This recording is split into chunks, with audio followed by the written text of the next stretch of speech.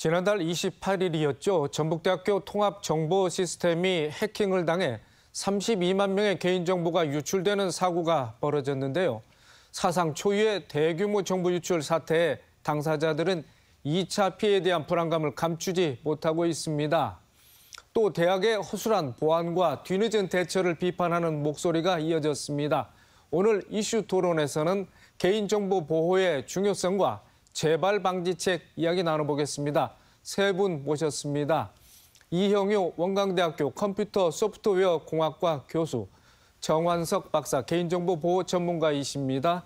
김광호 전북특별자치도 사이버 보안 팀장입니다. 세 분 어서 오십시오. 안녕하십니까? 자, 정환석 박사님, 전북대학교에서 개인정보 유출 사고가 발생했습니다. 32만 명에 대한 개인정보가 유출된 건데, 자, 왜 이런 일이 발생했는지 좀 분석을 해주실까요? 네, 이번 개인정보 유출 사고는 여러 요인들이 복합적으로 작용한 결과라고 생각됩니다. 우선 개인정보보호법이 2011년도에 제정 시행된 이후로 개인정보 유출 사건은 꾸준히 발생되어 왔습니다. 2013년 카드 3사 8,500만 명의 개인정보 유출 사건이 그 대표적인 예라고 할 수 있습니다.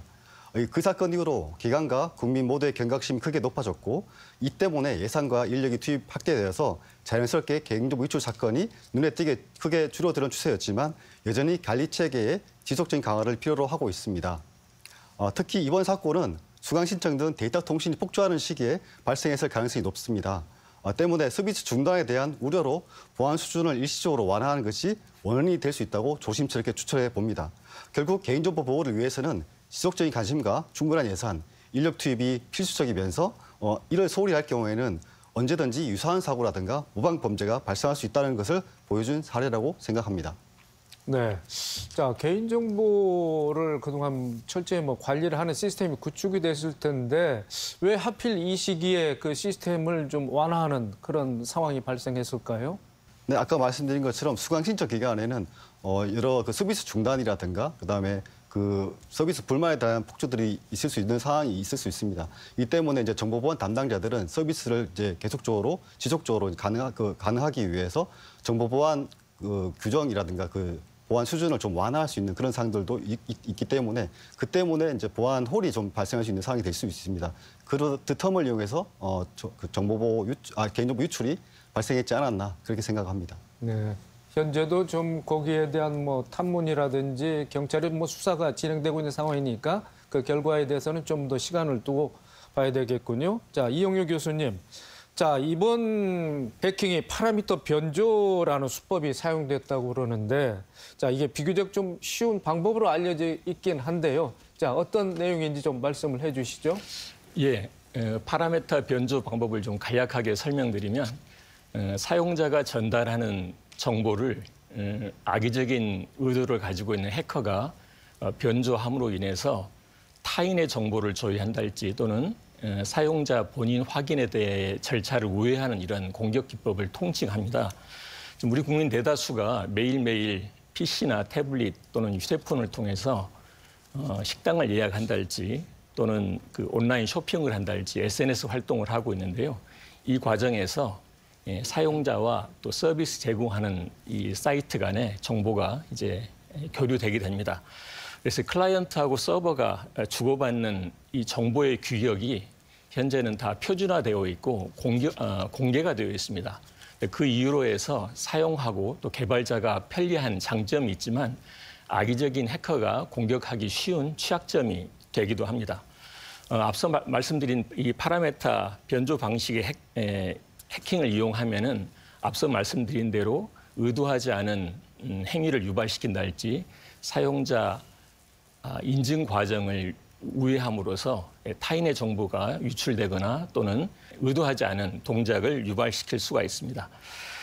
특히 요즘은 유튜브나 온라인 해킹 교육 사이트에서 소액의 금액으로 취약점을 파라미터 변조 기법 같은 취약점을 찾아내는 방법 그리고 무료인 공개되어 있는 해킹 도구를 이용해서 침투하는 방법들이 널리 퍼져 있습니다.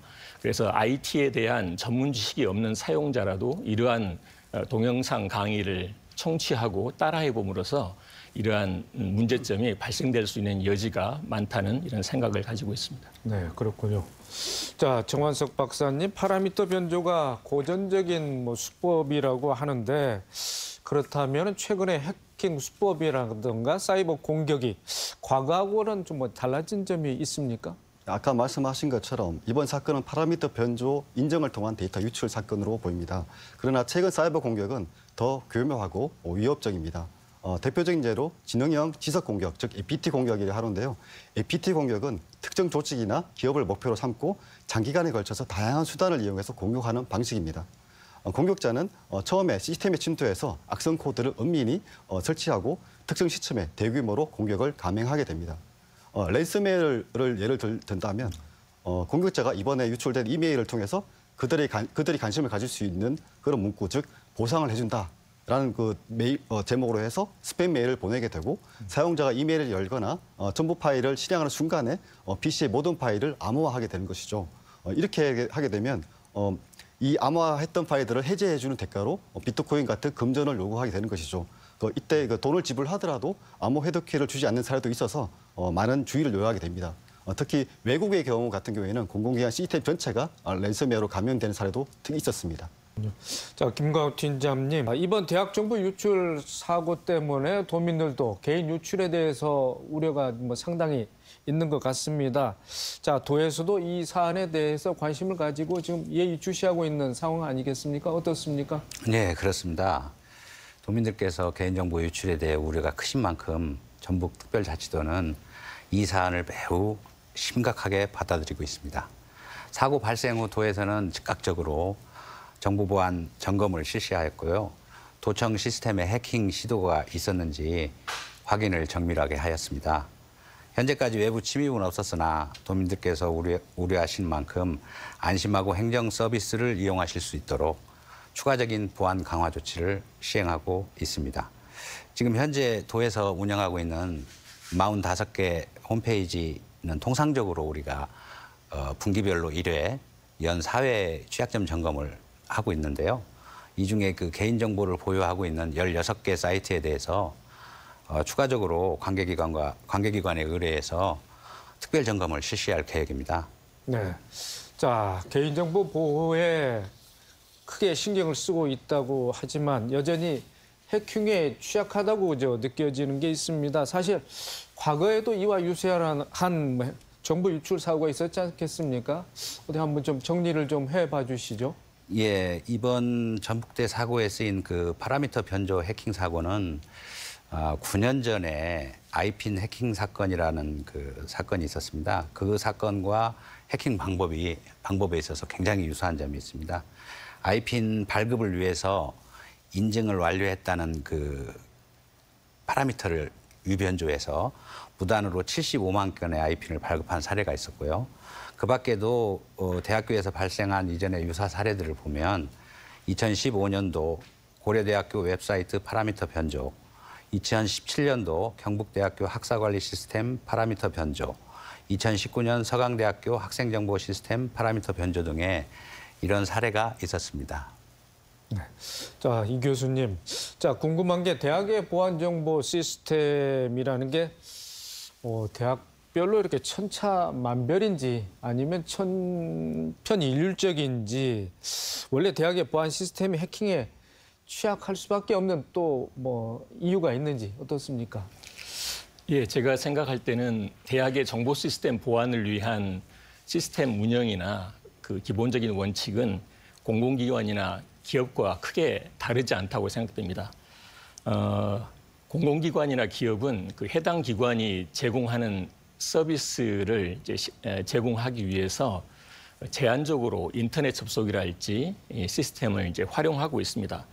그래서 위협이 될 만한 사이트는 사전에 차단을 해서 그런 위협을 없애는 엄격한 그런 보안 정책을 시행하고 있는데요. 예를 들어서 공공기관이나 국가기관에서는 구글 메일이랄지 국내 대형 포털의 메일 시스템에 접속하지 못하도록 하고 있습니다. 그 정도로 위협이 될 만한 사이트를 원천적으로 차단하는 것이고요. 또 더 강화된 방법으로는 업무망하고 인터넷망을 분리함으로 인해서, 즉 망분리를 함으로 인해서 보다 강화된 이런 보안 정책을 취하고 있습니다. 거기에 비해서 대학에서는 교수님들이나 또는 연구원들이 본인의 연구 활동을 위해서 국내외 다양한 사이트에 접속하고 또 수많은 이제 국내외 연구자들과 정보를 교류하고 있습니다. 그래서 이런 정보 교류나 서비스 이용을 위해서 아무래도 대학 연구진 입장에서는 대학에 요청할 때 정보 보안의 수준을 좀 낮추도록 요구하고 있고 대학은 그런 요구를 이제 받아들이고 있는 상황입니다. 보다 자유로운 연구를 위해서 그렇죠. 또 대학에는 수만 명 이상의, 10,000명 이상의 학생들이 접속을 하고 실습하고 컴퓨터를 사용하기 때문에 완벽하게 보안을 취하기가 일반 기업에 비해서는 쉽지가 않습니다.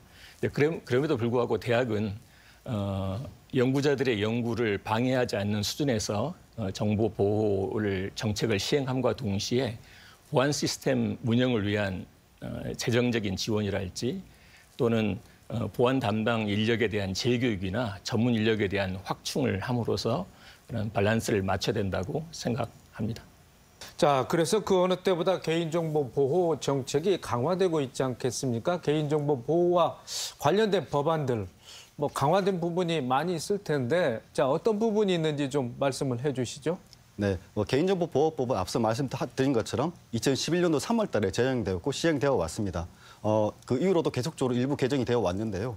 특히 2020년도 8월 5일 날 시행된 데이터 3법 개정, 이 데이터 3법 개정으로 인해서 개인정보보호위원회가 구축이 되었고 컨트롤 타워로서 이제 역할을 하고 있습니다. 개인정보보호위원회가 이제 컨트롤 타워 역할을 하면서 데이터 경제 활성화를 위한 초석을 마련했다고 할 수 있습니다. 이후 개인정보보호법 2차 개정 계획이 수립이 되었고 23년 3월 달에 개정 공포되어서 9월 달부터 순차적으로 시행되고 와 있습니다. 주요 개정 사항으로는 첫 번째, 마이데이터 제도 활성화를 위한 개인정보 전송 요구권이 도입이 되었고 인공지능 등 자동화된 의사결정에 대한 정보 주체의 권리가 도입이 되었습니다. 또 드론, 자율주행차, 로봇 등 이동형 영상정보 처리 기기에 대한 규정이 도입이 되었고요. 특히 그 개인정보 처리 방침에 대한 평가제가 도입이 되었습니다. 그리고 개인정보의 사적 목적 이용 금지에 대한 근거가 마련되었고요. 개인정보 유출 등에 따른 손해배상액의 한도를 3배에서 5배까지 상향되었습니다. 또 위반 행위에 대한 가진금 부과 기준을 관련 매출액에서 전체 매출액의 3% 이하로 상향하였습니다. 더불어서 2012년도부터 실시되어 온 공공기관 개인정보 보호 관리 수준 진단이 올해부터는 공공기관 개인정보 보호 수준 평가로 강화되었습니다. 평가 제도는 기존 800여 개 공공기관에서 올해는 시도교육청이라든가 교육지원청 등을 포함해서 1,600여 개 공공기관이 확대되었고요. 또한 미역 기관에 대해서는 현장 컨설팅이라든가 기획 점검을 법적 근거 없이 시행하였었는데 이번부터는 법령에 따라 개선을 권고하고 조치 결과를 요구할 수 있게 됩니다. 또 자료 미제출 또는 부실 제출에 대해서는 과태료를 부과할 수 있게 되는 상황이 된 겁니다. 지금까지 기관별 관리 시스템을 점검하거나 관리 수준에 대해서 비교 평가가 아니라 기관 스스로 개인정보 보호를 위한 관리 체계를 갖추어 나가도록 그 방안을 제시해야 되는데 그 큰 의미가 있다고 봅니다. 네, 알겠습니다. 자, 이영효 교수님, 대학을 포함해서 공공기관의 개인정보 보호 강화를 위해서 자체적으로 또 외부에서도 많이 감시 감독을 받고 관리를 받고 있을 텐데 실천할 수 있는 이런 사항들, 그러니까 보호 강화를 위해 실천 사항들은 어떤 것들이 있는지 좀 말씀을 듣고 싶습니다. 예, 방금 말씀하신 대로 대학을 포함한 이제 개인 정보를 처리하는 기관에서는 제가 보기에는 대학 경영진에 의지하고 구성원의 이런 그 참여가 중요하다고 생각됩니다.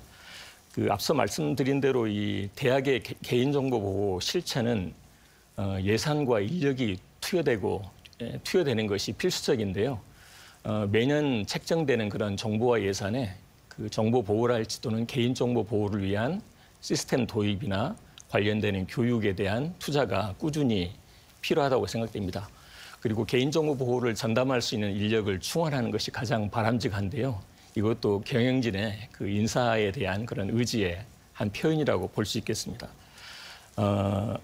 그리고 이제 그 개인정보를 다루고 있는 수많은 이제 구성원들이 있는데 가장 중요한 것은 그 앞서 말씀드렸다시피 구성원 개개인이 개인정보가 중요하다는 인식을 철저히 하고 일상 업무에서의 그런 보호 활동을 이제 생활화하는 게 실천하는 게 되겠습니다. 예를 들어서 사용하기가 좀 귀찮긴 하지만 PC에 백신 소프트웨어를 설치한달지 또는 랜섬웨어 감염 여부를 점검한달지 혹시 본인이 그 누락시킬 수 있는 강구할 수 있는 개인정보가 포함되어 있는 이런 파일에 대해서 주기적으로 검사를 함으로 인해서 개인정보가 유출되는 이런 가능성을 최대한 줄여나가야 된다고 생각합니다. 그리고 모든 기관은 1년에 1회 이상 이제 법정교육으로 개인정보 보호 교육을 실천하게 되어 있는데요. 제 경험에 따르면은 이게 교육 내용이랄지 이런 그 교육의 수준이 좀 일률적인 점이 없지 않아 있습니다. 그래서 개인정보를 관리하는 최고 책임자 또는 중간 관리자 또는 개인정보 취급자의 이런 수준에 따라서 교육 내용을 좀 달리해서 실질적으로 진행할 필요가 있고요. 그다음에 이 개인정보 보호에 대한 이런 우수 사례랄지 이런 개선 사항에 대해서 관련 있는 교육기관이나 또는 공공기관끼리 서로 협조해서 공유하는 활동이 필요하지 않나 하는 이런 생각입니다. 네. 자, 김광호 팀장님, 전북특별자치도에서는 개인정보 처리 방침 또한 보안 정책은 어떻게 시행해 나가고 있는지 좀 설명을 해주실까요? 예, 방금 전에 박사님과 교수님께서 말씀하신 것처럼 우리 도에서는 개인정보보호법에 따른 개인정보 처리 방침을 수립해서 운영하고 있습니다.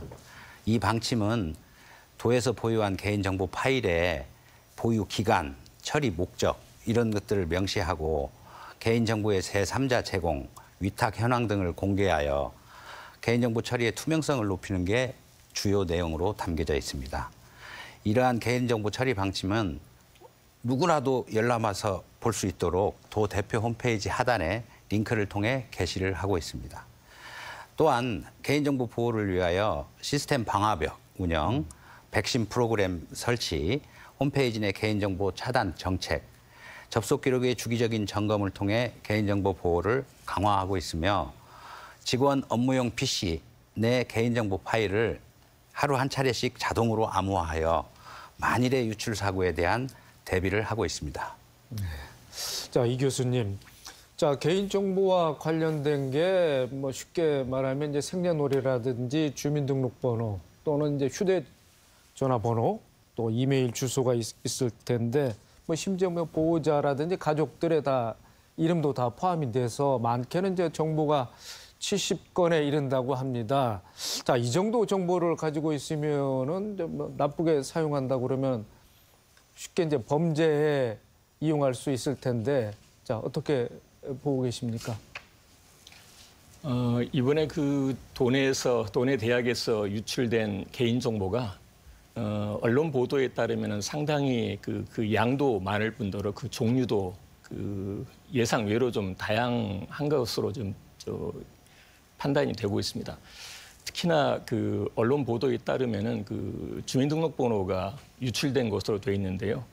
지금 제가 아는 바로는 약 10여 년 전부터 이제 주민등록번호 같은 이런 중요한 이제 고유식별 정보는 암호화돼서 저장하도록 법령에 규정돼 있는데 만일에 암호화되지 않았다면 이제 개인정보의 특성상 제2, 제3의 이제 추가적인 피해가 발생될 수 있고 또 금전적인 피해랄지 또는 범죄에도 악용될 수 있는 문제가 있습니다. 그래서 이번 기회에 도내 거점 국립대학으로서 또는 이번 사건이 미친 사회적인 파장을 고려할 때 철저한 이제 문제에 대한 파악과 그에 대한 대응책을 제도적으로 마련할 필요가 있지 않나 이런 생각을 하고 있습니다. 네. 자, 정 박사님, 대학 홈페이지에서 유출된 개인 정보 정보와 명단 확인이 가능할 텐데 이게 통상적으로 한 달 정도의 시일이 지나야 2차 피해를 뭐 확인할 수 있다고 하던데, 자, 정보 유출이 됐다고 한 경우에 자, 개인이 취할 수 있는 뭐 후속 조치 뭐 어떤 것들이 있는지 또는 어떻게 좀 대처해야 될지 좀 말씀을 해 주시죠. 네. 아까 말씀하신 것처럼 특정 기관에서 노출된 개인정보 때문에 2차 피해나 사건이 발생되었다고 특징하기엔 좀 어려운 점이 있습니다. 그 인과관계가 명확하게 밝혀내기가 쉽지 않다는 이유 때문입니다. 예를 들어서 한국고용정보원은 작년 6월에 23만 명의 개인정보가 유출되었지만 아직까지 그 사건으로 인해서 2차 피해를 입었다라든가 그런 사건에 대해서 이제 알려진 사항이 아직까지 없습니다. 때문에 이번 사건으로 인해서 나에게 공격이 있을 수 있다고 생각하기보다는 범죄자들이 강범위하게 알아낸 나에 대한 정보를 이용해서 공격할 수 있다라고 생각하시는 게 좋을 것 같고요. 또한 나도 이런 범죄의 대상이 될 수 있다. 그리고 당할 수 있다고 생각하시는 게 우선일 것 같습니다. 이번에 유출된 개인정보 항목을 보고 저 상상을 해봤는데요. 보이스피스 공격자들이 지도 교수님으로부터 연락처를 받았다라고 해서 연락합니다라고 한다 그러면 이런 유출된 정보를 활용해서 신뢰성을 확보를 하고 차근차근 사기를 치는 시나리오를 예상해 볼 수 있는데요. 이런 어떤 시나리오가 나오든 간에 현금을 송금한다든가 전달하지 않고 신분증 사본을 보내지 않는다는 것만 명심하신다면 어느 정도의 2차 피해는 막을 수 있다고 사료됩니다. 본인이 조심하는 것도 중요하지만 주변에 이런 유형이 보인다면 오지랖이 좀 넓게 참견하는 것도 정말 중요하다고 생각됩니다. 당황스러운 상황에 빠지게 되면 자신이 보이스피싱에 빠졌다는 그 자체를 의심조차 할 수 없다고 합니다. 이 때문에 옆에서 이런 상황이 발생되는 게 보여지게 되면 좀 참견하셔가지고 도와주시길 좀 당부를 드립니다. 네. 자, 김광호 팀장님, 개인정보 유출을 비롯해서 다방면의 해킹 시도가 있을 수 있습니다. 자, 그렇다면 사전에 어떤 대비책을 마련하고 대응 매뉴얼을 갖고 있어야 되는지 좀 말씀을 해주시죠. 예, 우리 도는 현재 차세대 그 보안 관제 시스템을 도입해서 고도화되고 있는 해킹 시도에 대응을 하고 있습니다. 해킹 시도는 때를 가리지 않고 발생할 수 있기 때문에 도 보안 관제 센터에서 24시간 모니터링을 하고 있고 국정원이나 행안부 등 유관기관과 협력해서 공동 대응을 하고 있습니다. 보안이라는 것은 보안 장비 시스템 장비, 그다음에 그걸 24시간 관제, 그다음에 취약점을 꾸준하게 끊임없이 제거해 나가는 그 삼박자가 적절하게 조화가 이루어져야 된다고 생각하고 있습니다. 또한 저희 도는 위기 상황 발생 시 대응 절차와 조치 사항을 규정한 사이버 위기 대응 매뉴얼이 있습니다. 이 매뉴얼에 의해서 각 부서에서는 효율적이고 체계적인 대응이 가능합니다. 이 교수님, 소 잃고 외양간 고치는 게 무슨 소용이냐 했겠지만은 또 다른 소를 키우기 위해서는 또 외양간을 고쳐야 되는 게 맞지 않겠습니까? 자, 사건이 발생했고 또 수습을 해야 되는데 재발 방지가 무엇보다 중요할 것 같습니다. 특히 이제 보안 책임자들이 그 소명이시라든지 직업 윤리가 필요할 텐데 어떻게 보고 계십니까? 예, 그 개인정보를 처리하는 이제 대학이나 모든 기관에서는 개인정보 유출 사고에 대비해서 대응 계획을 수립하고 사고 대응 매뉴얼을 마련하도록 이제 법에 명시되어 있습니다. 구체적인 법령을 보면은 개인정보보호법 시행령에 보면은 개인정보 유출한 사실을 인지한 후 72시간 이내에 유출 내용을 공지하고 관련 기관에 신고하게 돼 있는데요. 이번에 그 개인정보 유출이 발생한 대학의 홈페이지를 보면은 72시간 이내에 개인정보에 대한 유출 사실과 관련 후속 조치를 적절하게 취한 것으로 이제 판단합니다.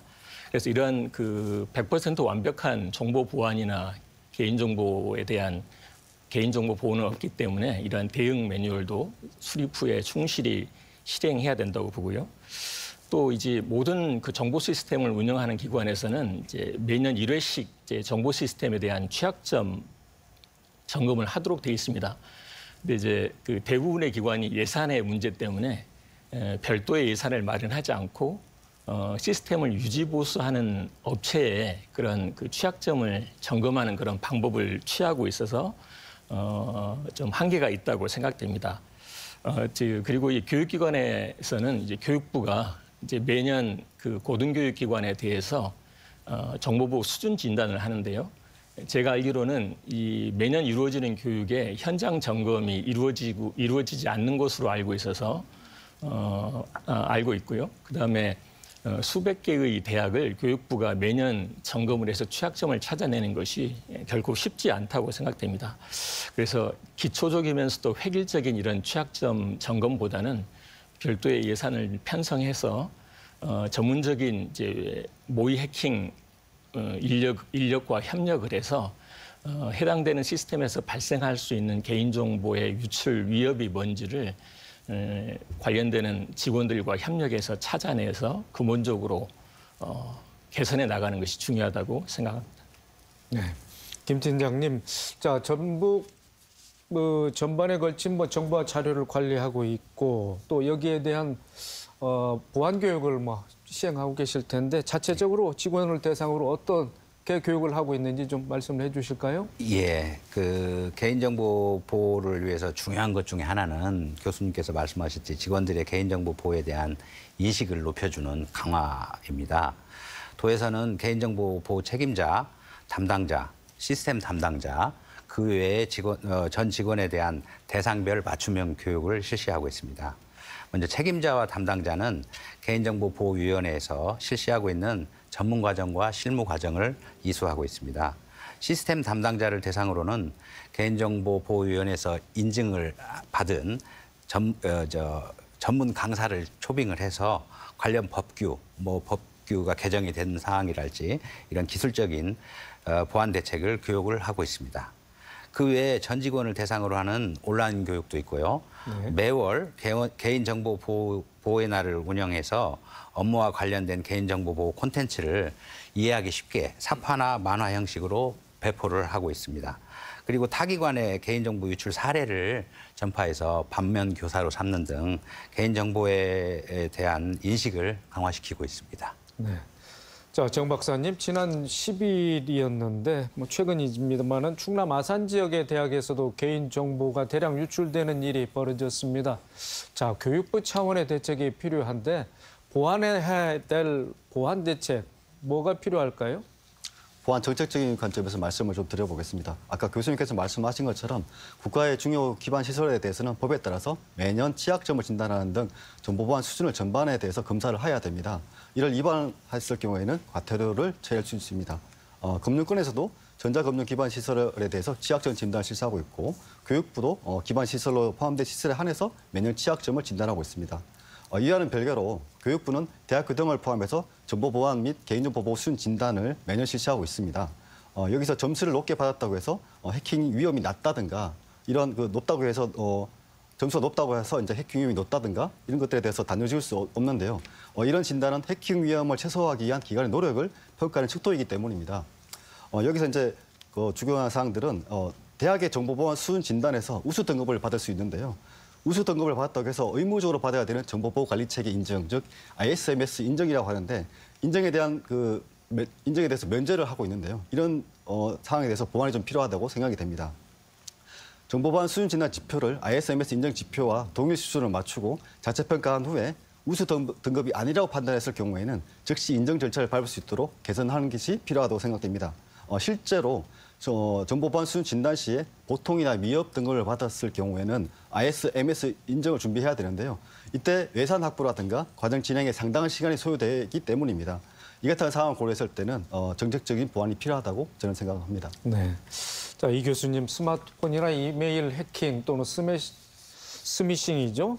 등으로 해서 개인정보가 유출되고 있는데 개인정보를 보호하기 위해서 개별적으로 취해야 되는 실천사항 간략하게 좀 말씀해 주실까요? 예, 최근에 이루어지고 있는 개인정보 보호나 해킹 사례를 보면 굉장히 지능화돼 있고 고도화돼 있고 개인정보를 기반으로 이루어지고 있기 때문에 이제 속아 넘어가기 굉장히 쉽습니다. 최근 보도에 따르면 이제 개인정보 보호를 전공하는 전문가들도 피싱 공격에 당한 사례도 기사에 좀 보도가 되었는데요. 가장 중요한 것은 신뢰되지 않은 사용자랄지 모르는 사용자가 보내는 전자 메일이나 그다음에 스미싱으로 의심되는 문자에 대해서는 이제 확인하지 말고 바로 지우는 게 중요하겠습니다. 혹시라도 전자 메일 형태로 어떤 의심되는 메일이 수신되면은 그 파일을 지울 수도 있고요. 또는 별도의 형식으로 저장해서 관련 수사기관에 제보를 해서 그 해킹이랄지 개인정보 보호에 침해를 일으키는 원인을 추적해서 근본적인 방법에 활용할 수 있다고 생각합니다. 네, 알겠습니다. 오늘 토론을 마칠 시간이 다 된 것 같습니다. 오늘 말씀 요약하고 강조해 주시는 대목 듣고 이 시간 마치도록 하겠습니다. 먼저 김광호 팀장님. 네. 예, 개인정보 보호는 우리 도의 가장 중요한 공공기관의 가장 중요한 책임 중 하나라고 생각합니다. 도민들께서 안심하고 행정 서비스를 이용할 수 있도록 신뢰를 높이는 데 최선을 다하겠습니다. 감사합니다. 네, 이형유 교수님. 네. 정보 보안 그 교과서에 보면은 이 정보 보안과 개인정보 보호는 완벽함이란 존재하지 않고 완벽한 상태로 이제 발전해 나가는 과정으로 정의하고 있습니다. 특히 개인정보는 앞서 말씀드렸듯이 한번 유출 사고가 발생되면은 변경이 쉽지 않고 제2차 피해로 이루어지는 특성을 가지고 있습니다. 이번에 피해가 발생한 대학뿐만 아니라 모든 이 도내 기관들이 정보 보호하고 개인정보 보호에 대한 전반적인 상태를 재점검해서 일회성 대처가 아닌 제도적인 장치를 마련해서 안전한 디지털 시대를 이끌어 나갔으면 하는 바람입니다. 네, 마지막으로 정환석 박사님. 네, 오늘 토론을 통해서 개인정보 보호의 중요성에 대해서 말씀을 드렸는데요. 개인정보는 우리 모두의 소중한 자산입니다. 일상생활 속에서 주의 깊게 관리하는 것이 매우 중요하다고 봅니다. 여러분들의 작은 실천이 큰 변화를 만들 수 있다고 생각하고요. 앞으로도 개인정보 보호에 대해서 관심을 가지고 실천해 주시길 당부드리면서 마무리 짓겠습니다. 네, 오늘 세 번 토론해 주시느라 대단히 수고 많으셨습니다.